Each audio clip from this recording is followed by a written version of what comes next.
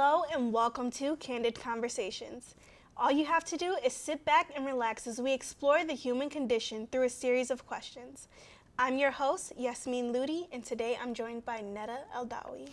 So thank you for joining us today. I know being a student at U of M gets super busy, so thank you for joining us. Thanks for having me. No problem, no problem. How are you? I'm good. Good. So today we'll be talking about loss. So that's pretty intense. So again, thank you for being here.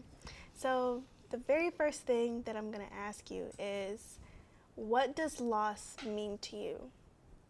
I guess my immediate thought when I hear loss is like loss of a loved one. But I guess it also extends to like loss of yourself, like loss of something that makes you feel comfortable, makes you you. So that could be an object, it could be like a friendship, but I would associate it mostly with the loss of a loved one. Yeah. So what is your first memory of loss? Well, not including the funeral me and my sister held for our goldfish, Lulu. I guess it would be when I was around 4, I lost my great aunt.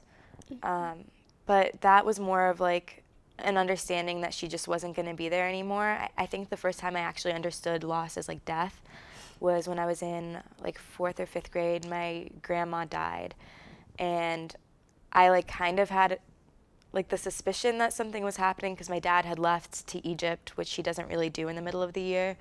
And then when he came back, he was kind of like somber, but he didn't say anything outright. And then like a couple weeks later, he like told us that she had passed away, and that was the first time I think I actually like felt like the weight of like death and to someone I loved. Yeah. So what types of emotions do you associate with loss? I guess like a really intense like sadness and like mourning, and like I guess just the understanding that things like won't be the same. Yeah. So loss, you can lose like all kinds of things like friendships, family members. So does loss always have to be a bad thing? Because I know like thinking of loss, it could be just like not being friends with someone anymore, and that's a loss. And then there's death too. Yeah. I think outside of the context of death, like loss doesn't necessarily have to be a bad thing. Like you can learn a lot from like the loss of like a friendship, or the loss of like, you can also learn from the loss of a loved one, but I think particularly like choosing what is most important to you and like whether or not that includes certain people in your life. I think that can be a moment of learning more than like sadness. Yeah. Speaking of learning, that brings us to like the next question. What kind of lessons have you like learned from loss?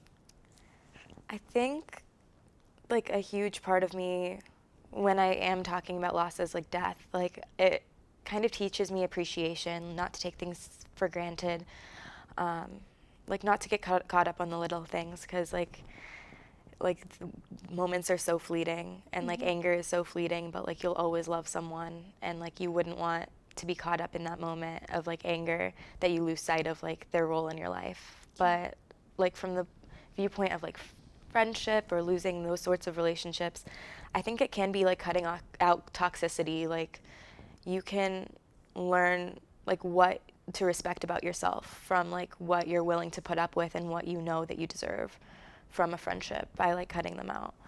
Yeah. So was there a time when you were responsible for a loss? There have been a few times in my life where I've like distanced myself from people in my life. I actually was just at like this I guess like for our Friday prayers, there like the man giving the khutbah, which is like the kind of like lessons or like speeches like before the prayer, was saying that like the most loving thing you can do is like removing yourself from a harmful or toxic relationship, because by like distancing yourself and like loving yourself enough to distance yourself, you're also loving that person, because you're no longer putting them in a situation where they can do harm to you and like get kind of like the bad like deeds associated with it. So like I have been in situations where I've cut out people in my life, and I've never done it with like malintentions or like any feelings of like negativity. I usually do it just to like because like what I see is best for all parties involved in the long run. Yeah. So is loss something that is completely out of your control, would you say?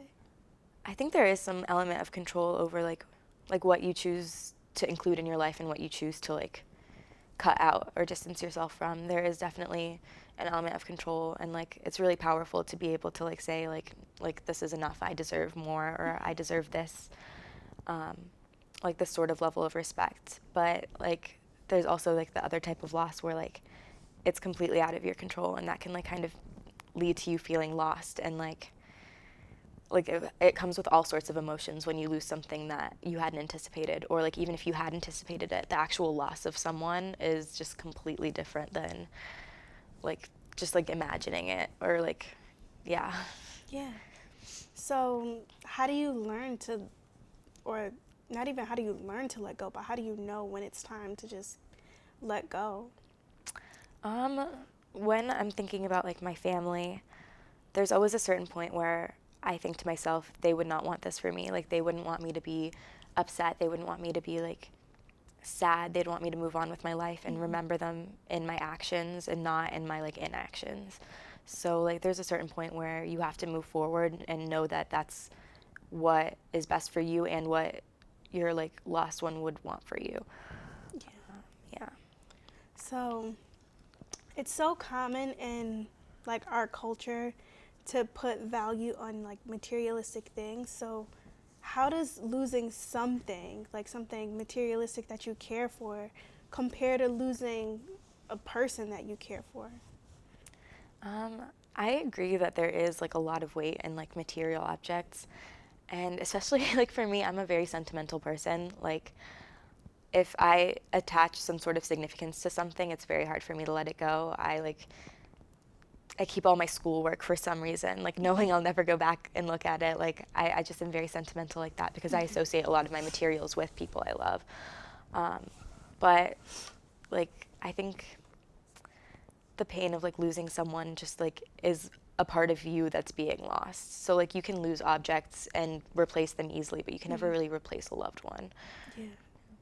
And so this idea of like not being able to replace a loved one brings me to the question, like, does the pain of loss ever fade? Like people say like, oh, you heal and you live and you learn and you mourn and then you're okay, but like does that pain ever fade? Yeah. So this one's tough because I feel like a couple like last summer my great uncle passed, and he was like I was very close to him. He was someone who was very important in my life, and like it almost felt unfair to him when I started moving on or beginning my process of healing. Like it just seemed like an injustice to him and his memory to like not be mourning him every second and like not be thinking about him constantly. But I don't think the loss of someone fades, but I do think that the pain can be like transformed into something like different. Like I'll always remember him. He'll always be in my heart. And like I don't have to be sad to know that I love him or to like keep him with me. So yeah, I think it is possible to move forward, but like not like move on. Yeah. So have you ever lost a part of yourself when it comes to finding something else?